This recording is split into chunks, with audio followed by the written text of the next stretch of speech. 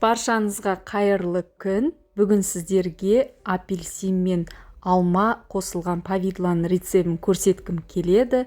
Арнама қош келдіңіздер.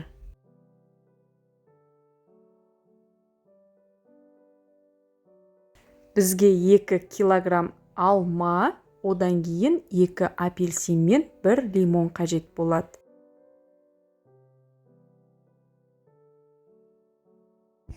Алманы алдын ала сыртын жуып, тазалап, одан кейін осылай ұсақтап турап аламыз. Лимон мен апельсинді да осындай ұсақтау бөліктерге бөліп алып, таза ыдысқа саламыз.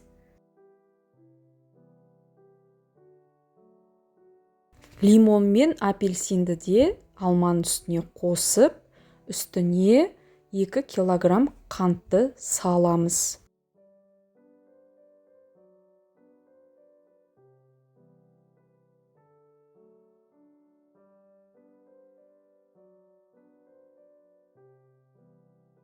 Қантты салып болғаннан кейін газдың астын қосамыз да газымызға орналастырамыз.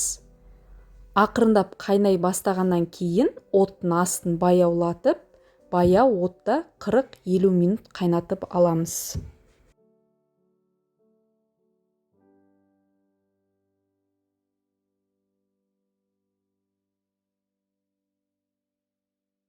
Повидламыз дайын болғаннан кейін әбден езгіштеп аламыз блендердің көмегімен. Одан кейін стерилизовать етіп алған банкаларымызға құйып, тоңазытқышқа сақтасаңыздар да болады. Өте керемет, дәмді болып шығатын рецепт жасап көріңіздер, сіздерге ұнайды деген ойдамын.